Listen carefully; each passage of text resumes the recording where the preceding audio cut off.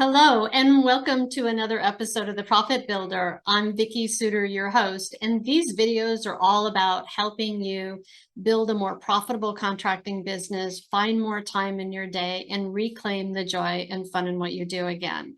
And this video series that I'm sharing with you is a series of interviews that I've done with business owners and leaders who are successful in their own right in the contracting industry and people who I respect quite a bit. And the reason I chose to do this series is because I think that a lot of times we really could benefit from hearing other people's stories and hearing where people have had to break through and where they had a struggle and they overcame that struggle and how did they do that. And to also be able to hear like tips and ideas from other leaders that they have found to be helpful in their own journey and helping them build better businesses and have better lives.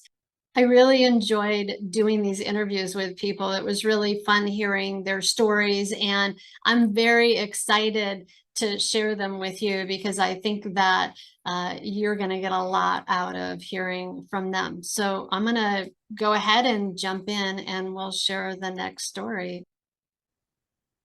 Welcome back to another episode of this series on leadership. I am super excited to have my guest, Steve Rempe, here with me today. Steve and I have known each other for a long time. Steve, like, I don't know, 25 years, maybe? At least 25. Yeah, at least that, right?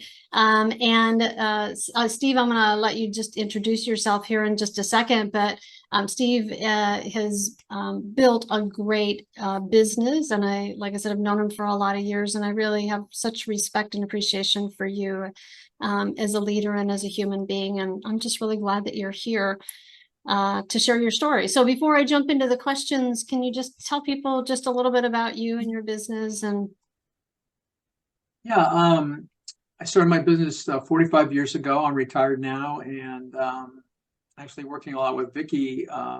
We transitioned into my son owning the business. It all started with a friend from high school who said, "Hey, I want to build quality buildings or remodels better than anybody else out there doing it." And I quit my job literally 3 days later, and off we went. So very organically built, grew over time, and we just paid attention to quality and be able to be really hands-on with both the work itself, but also with the clients, which is what I really enjoyed. yeah, you've done a great job in building the business that you built. And it's fun that, to have seen how you transitioned with Zach taking over the business too. I see so many contractors working at that. And maybe there'll be some things that will come out of today's conversation that will maybe help other people see how they could do that too. Although I understand that's not really the topic that we're talking about. We could do a totally different recording on that. I think it's an important topic. But I'm going to jump into my first question. So what do you feel was one of the greatest lessons that you learned along the way that shaped you as a leader?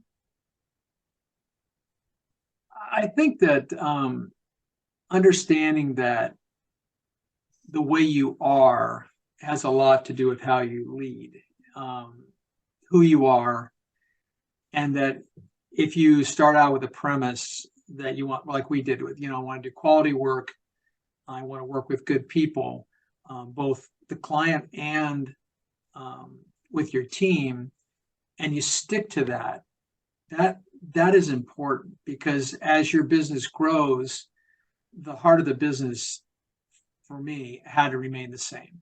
You have to still stay with those ethics and moral compass that you had when you started. So I think that primary item, and that establishes your goal. What is your goal?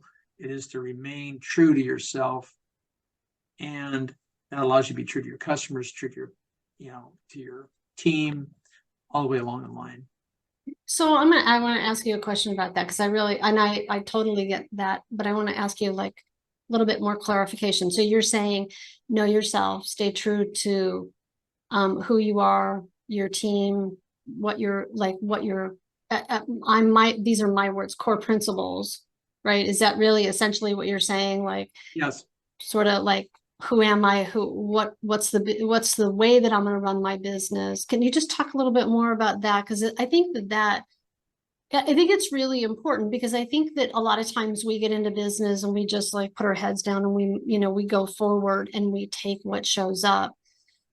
And we don't necessarily put a stake in the ground about, well, who am I? Who am I not working for? What do we do? What do we not do? What's our, um, that those have those core values. So can you just speak a little bit to how, if you were going to give somebody advice about how do you determine that, or even just expand on what you're saying? I don't want to put words in your mouth. Yeah, I think if you drill down into that, there's a I'll get to empathy is a very important thing to understand, but I'm going to get to that in a second. But I think it's important to understand that not everyone sees things the way you do. When you're in a leadership position, you've got a goal. You're thinking about, let's say, volume, or you're thinking about a good project, or all those things. But not everyone sees it through your eyes, because not everyone's built to do your job.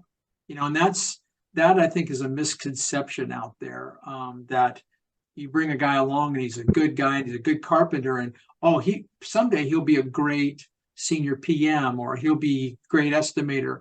It's not necessarily true. And you can't train someone to be just anything. And they have to have the acumen, to do these things.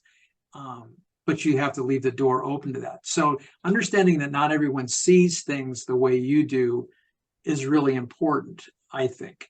And that's whether you work with architects or owners or your team. You might have a take on things, but sometimes you have to, pump the brakes a little bit, and then you learn, because people are allowed the freedom to have things to say, and then you learn from that and you can build from that. So how do you do that though? Like, so, because I totally appreciate what you're saying. We all come with our own map of reality about how the world is, or how this gets done or that gets done, or what's important, what's not important. How do you, what is what's the practice, if you will, for how to do that? Because there's an intentionality as I listen to you. Right. And I think that that's a big point, is that when you do things, you need to do them with intention, and you have to understand that everyone is watching what you do. So your example, your intensity, your willingness to jump in sometimes when you go to a job site and wind is blowing and the tarp's blowing off the roof, sometimes you just have to get up on the roof and help. And that goes a long way, because that goes back to what I was saying before, is that you have to have an empathy. And that is something that I think a lot of us, and I know for myself, I actually worked on. And the way I did it is like when someone would come to me and complain in some way about the guy they're working with or how things are going, that's an opportunity. And you say to yourself, okay, what are they seeing from their side? Why are they reacting to it this way? And you get some empathy for how they are in this position, whether they work for you or they're an architect or whoever it is. And having that empathy as a leader, because we're busy, we're looking for work, we're trying to order materials, we're doing all estimating. You have to work in your business as well as on your business, so working on the business, this is where, like, you and I worked together, for example, for years, in building protocols, building all the, having protocols for what do you do in each situation. That's the part where you start to build a framework for other people to see, these are my expectations. And when those are in place, then people know if they're deviating from those, and they know if they fit or not. Maybe they're not a fit for your company. And that's okay too. So I'm hearing two distinctions as I'm listening to you. and correct me if I'm wrong, but one of them is be clear about what's your criteria for how you're doing what you're doing, right? Like set the standards, set the protocols. And when you have, and then manage to them, when you have those in place, it actually allows you to do the other thing that I think is really what you're talking about when you're talking about having empathy and really being able to see that other person over there. That when you're clear about how you want to have something done, or the standards you have, or the protocols for how you do what you do, that then when you're leading or you're managing someone and it's not working, or they're pushing up against it, or they're struggling with somebody else, or what have you, you have the capacity to listen from a place of maybe it's a right fit, maybe it's not a right fit. Is there something else going on, as opposed to just pushing to get the next task done and the next task done. Right? Yeah, I think it's the idea of when you have that protocol in place and somebody, let's say the age-old thing, timesheets. Every company I've ever talked to, huge companies, timesheets are a big problem. Yeah. And so my empathy around timesheets probably isn't as high as it is if your family's having an emergency. But the idea is to be able to say, we have these to the person, I have these protocols in place for a reason. And what is it about what is it about you or those protocols that isn't meshing?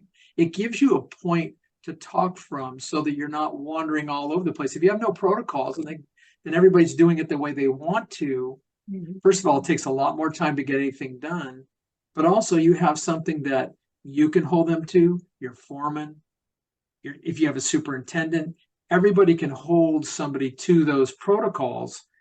And then what allows you to do too is say, well, this is the protocol. Now you can say, maybe I need to adjust that protocol, based on no one is managing well to that protocol. What's missing in it? And that allows you to ask the question. And that's where the empathy comes in. Okay, why is nobody able to make this goal? Well, it's because it's unreasonable. So I don't have a great example for that, but that's the reasoning I have. And, I like to have things that are attainable. So you set an expectation, and it's going to be a high expectation. If you as a leader never waver from that expectation of yourself, then it sets a great example for everybody else to say, well, he's here doing it, or he follows it himself. He doesn't let himself off the hook. I think that helps you get a good team. Yeah, and I think that's so important. And it's actually a great segue to my next question, because it's that discipline that if you want the people around you to show up with a level of discipline, we have to, as well as leaders, right? To be consistent, to do what we say we're going to do when we say we're going to do it, not to treat ourselves like we're the special exception to the rule, right? Yeah.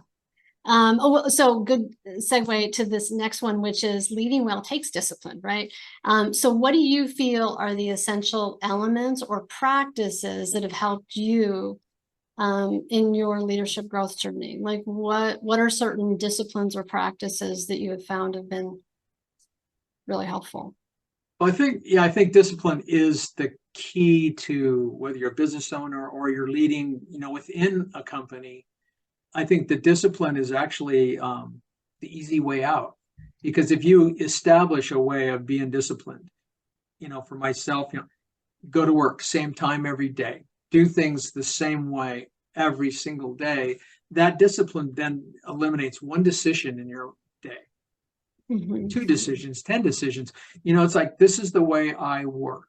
I go to work 6 o'clock in the morning and I work till whatever. That discipline rubs off on everyone. They know you're going to work that hard, and it's important and it's a hard thing to transition, but a lot of people think that when you're in business, you're just working for the money. And it's absolutely not true. That's like saying a musician works for the money. You work for that thing that it gives you, that challenge, that, the gain of having met a goal. That's where it really is. And so when people see you working like that and you give them good examples, they're going to work toward a goal too. And having that going back to the core, saying, well, this is what we do. We do high quality work for good people. When you have that, then they're going to work to that, and the discipline will come from them too. They're not, a lot of guys are working for the money too on every level, and that's natural. But people want the satisfaction out of their job that they are part of a team that is getting something done that is good. Yeah. So, the other thing, and you've heard me say this a million times, is that running at trouble. That's a saying that I use 100 times or more. Run at trouble. When we have a problem, run at it. There's no point in talking about, well, this happened, then that happened. No one cares. I certainly never cared. And that's where maybe, I still don't care. You have to go at the trouble. If something goes wrong, and somebody backed into the owner's car, fine, deal with it and move on. I've always talked about one-touch management. So let's just use that for one touch. You get the information about the car, you do all the stuff, you call the office, we call the client, done. Not, she called in and you hit her car, I'll have to call her back. Never. One touch. You touch it, you do it. And so to me, it's like,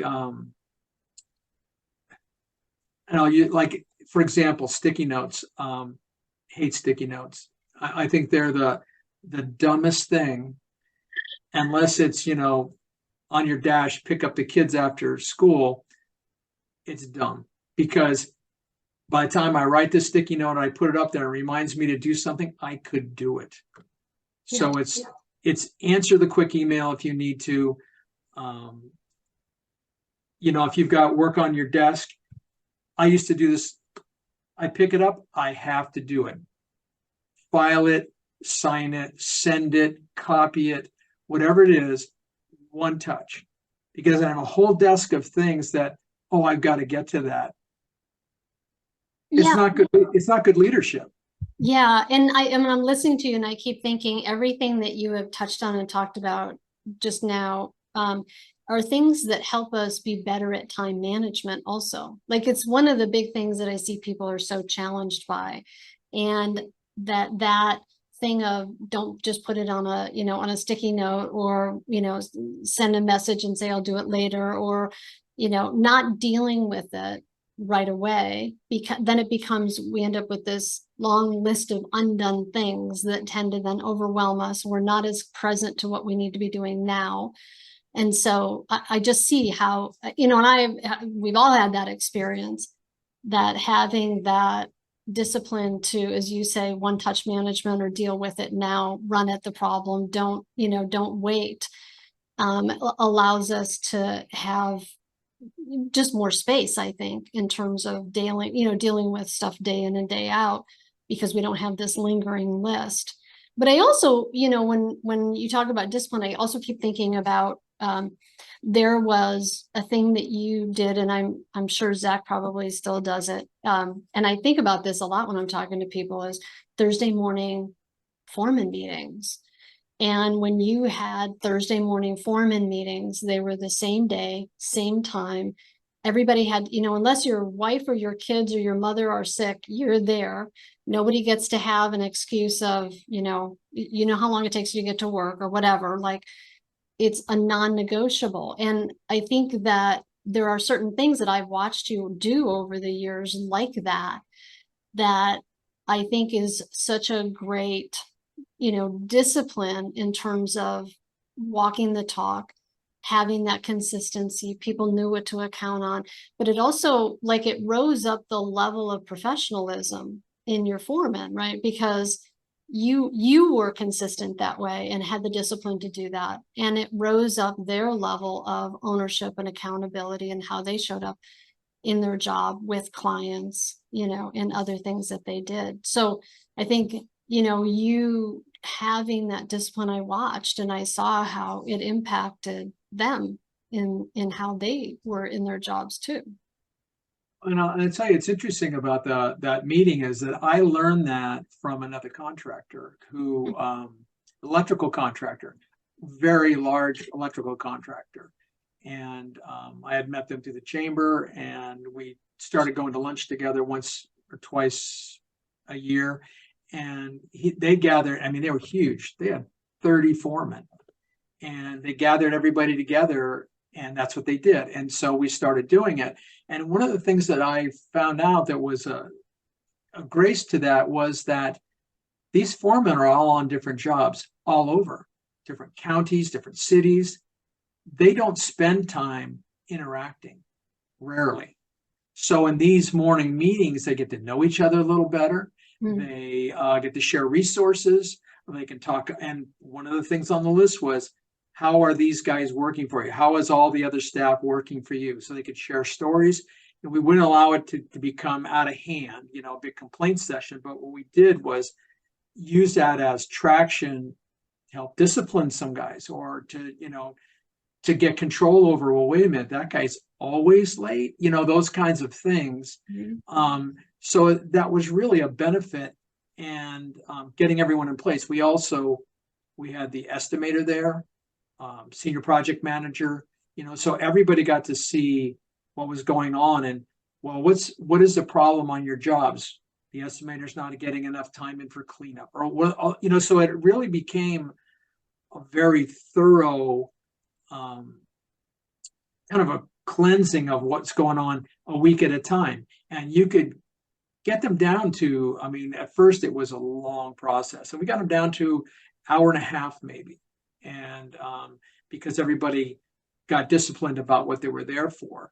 And the interesting thing is that from a leadership standpoint, and trying to teach this to the foreman and other people too, is that sometimes you have to let go of what you think you know in order to get input.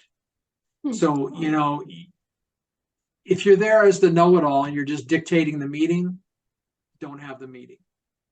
So if you let people feel comfortable to tell you what's going on, and you think it goes this way because you're not out there on the job every day, you need to let go of that idea that it's just going just so.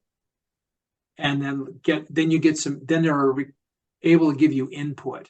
Yeah. So I found that was really a real benefit. But that again comes back to the leader's discipline.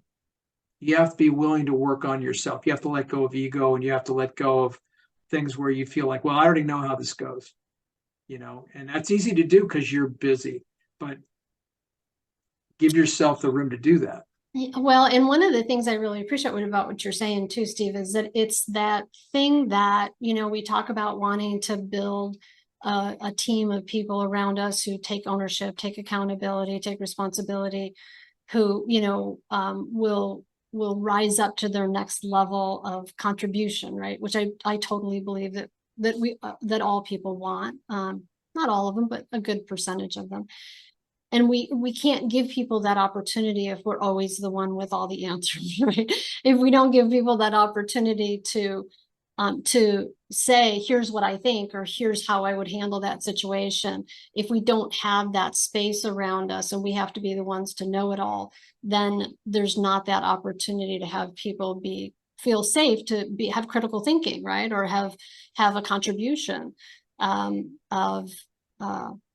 being able to be a part of the solution or part of the, the bigger thinking. Yeah, I love that. I'm going to ask this next question. I thought maybe I'd skip it, but I think I'm going to ask this. So do you have a philosophy about how you manage projects or your business that are the guideposts for how you coordinate with others and take action? I think you've kind of answered this in a lot of what you just said, but is there anything else that you would add to that? Well, I think it's repetitive a little bit, but having protocols in place, I mean, I think that is really a big deal. And I would say that if you drill down into those protocols, there are key protocols that make the managing easier and better. One that we found was having a schedule. Though you'll get a lot of resistance. Well, it's hard to have a schedule. It's hard. We understand that. But you have to have a schedule. I don't care if the job's a 5-day job or a 3-year job. You must have a schedule because that sets a goal automatically for everyone. And we would send it off to all the subs. Sometimes we're required to send it to cities and architects and owners. I mean, architects, cities, and owners becomes a very tricky situation, but how you qualify it when you send it is important too. You say, okay, this is our best case scenario. This is what we're looking for. This is what we want to happen. There's a lot of things that happen out there, shortage of materials and shortage of labor and all those things, but people want to know that you're paying attention to that and that you're not just out there, hey, whatever happens, happens today. The other thing is that it helps you make money. It makes you profitable. I mean, you bid a job and you say, okay, it's going to take me 90 days. And as soon as you're at 100 days, we're already losing money. Yes. I'm very open with clients. If they say, well, it's going to take so many months and you've got so much Division 1 costs in there. I had a figure, which I won't put out there because it changes from area to area, but it's not a small amount of money. I would say it costs this much money for me to be on that job every month. I'll just use a random figure, $15,000. So my argument with that is to the owner is that, do you think I want to be there longer? Every month I'm there, I'm burning 15,000 that wasn't in my job. Mm-hmm. That is also a conversation with the foreman. It's a conversation with everybody, So that schedule is there for a reason, and profitability at the core of that. And then quality of life is the next thing on that list, because when you're over time and everybody's running behind, quality drops, fund level drops, gone, and then it just becomes sort of a battle between you and the foreman or the foreman and the crew, or, so that schedule, realistic schedule, very detailed schedule makes all the difference in the world. So when you have those protocols in place and say, we have to have these things, before the job starts or everything bought or however you're going to do it, you set an expectation for yourself and you strive to meet that. And other people can't meet an expectation if you don't set it. Yeah. If you don't know it, it's kind of like if you go into somebody's home and you don't have a blueprint or a schematic of what you're building, but you just go tear it out and then you start like going, oh, what do you want next? Oh, what do you want next? Like, can you imagine? It would be just chaos and it would take an eternity and you would never make any money. So it's like doing a schedule it's kind of like it's your blueprint for like, all right, what's in front of us? What are we building to? What are we scheduling to? Yeah, I love that. Final question for you. Is there any advice or any recommendations that you would have for somebody who is new to business ownership or leadership that you feel would be helpful? I had a conversation the other day with somebody who said that a person they knew had a degree in project management from college, which I said, great. I mean, it's definitely helpful. But what they didn't have is they didn't have experience in the field. And so I would say, number one, know your craft. I used to go to job sites. It's different these days, but I used to go to job sites and just walk through the job site and look at how people put things together. Look at if it's a mess or it's not a mess or all those things. So you've got to know your craft. And I mean, with YouTube and all that stuff that's available now, you can go in there and learn a way that somebody thinks you should do anything. So know your craft. Give your financial side of your business your attention, but get advice. So You need to understand how it works, but you also need to get advice on how things could potentially change over time as you grow, or, various things. You need to have some expertise with somebody there.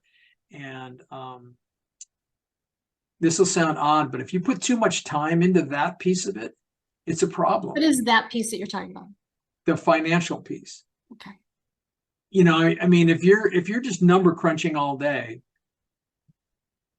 that's the leadership that you're showing. We're not making any money. We got to make money. Well, what about the craft? These guys that come to work with you, they didn't come in about money. They came in because of the craft, especially a lot of these guys that are getting on in years and stuff like that. They know their craft. And if you don't understand the craft, you're just a number cruncher.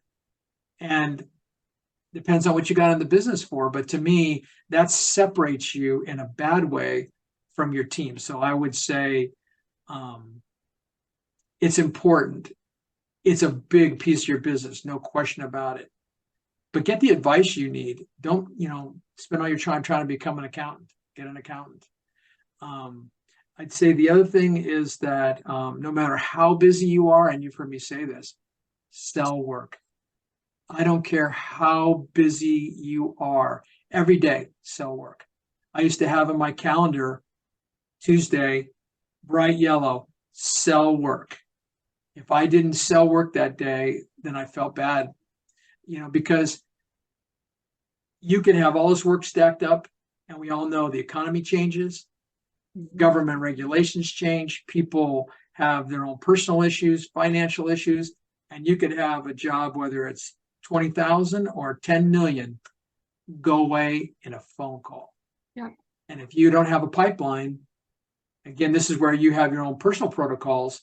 You have a pipeline form that says, these are the active people I'm talking to. These are the maybes. These are the long shots, and keep track of it and work on it. I mean, to me, that is a huge thing. You were always very good about that. I always admired, I've shared the story about how you nurtured relationships over the years. And what, I think that what people miss a lot of times is that discipline of just staying connected and staying, in communication with people, even if it's a note or a card or a, occasional phone call or email. You foster all these relationships that are all these little golden seeds that eventually turn into projects, and then more than one project, and sometimes 5 projects. And you are so masterful at that. And that's such a discipline, right? Of staying connected. And I've seen you over the years. You're so good at that. I think that the other piece of that kind of goes unsaid, and is that I remember that as Zach was, we spent 10 years setting it up so that Zach could take over my business. I mean, with your help. And one of the things that I feel like I had to say during that period was, find what you like about your crew, your customers, the architects. Even if there are people, I mean, we worked with people that were very difficult, but you have to find an aspect of them that you like. And like the sending cards and all those things, there's an enjoyment in that. And it's a game. You've got all these things, and you're only going to get so many of these jobs. So the idea is to get those jobs, but I enjoyed staying in contact with these clients and watching their families grow up and all those things. But if you find a place of when you're promoting your work that you enjoy, then you're not selling. You're not a used car sales. You are just, you're just there, enjoying that time. Yeah. And sometimes, the big benefit is that you enhance their life. If you might bring to them, you might have heard them say, oh, my daughter's going to school at such and such. And then you realize, oh, wait a minute, I've got a friend who used to go there, and you can connect them. Or, I mean, that sort of 6 degrees of separation can be fun, but it also enhances their life. If Right. you're enhancing their life, you're enhancing your life. Yeah. There's just no question about it. Yeah. One other thing that I didn't mention that I think fits into this question, is that you need to set time aside for your family. I mean, believe me, I learned this the hard way. Mhm. You get busy, and just because you're busy doesn't mean you're getting anything done. You have to set time aside for your family. And the other thing is to set time aside for yourself. You need autonomy, not autonomy where you're working in the office by yourself. You need something that feeds you outside of work and outside of your family. Otherwise, it is an extremely lonely life. And doesn't have to be that way. And there'll always be some aspects of that when you're in a tough situation and you're the only one in the office and you are the only one that understands what is bearing on you and how important getting this one job is. But if you've got relationships outside of that, and you've got your family outside of that, and you've nurtured that, and you have the time to think and breathe on your own, you get through it. And you get through it with the help of those people. So that to me it's really important. Yeah, nice. Yeah, yes, it is good. It helps us be more well-rounded human beings, right? Yeah, be able to be more present to our lives. Steve, thank you. I knew you were a great person to interview for this series. I appreciate you. So thank you. Thank you for for taking your time and for sharing your wisdom and your experience. I have so much respect for you and the business that you built and who you are as a human being. And I'm just really glad that we got to do this interview together. So thank you. I really appreciate it. Thank you. You were a big part of our success too. I have to mention that. It was thank you. It was a great working relationship, but it also has become a great personal relationship too. So appreciate that. I deeply appreciate that. Well, for everybody who's watching or listening, I got to think you got some really golden nuggets from this interview with Steve. And I encourage you to go ahead and check out the next video in our series on leadership. And I look forward to seeing you next time on The Profit Builder.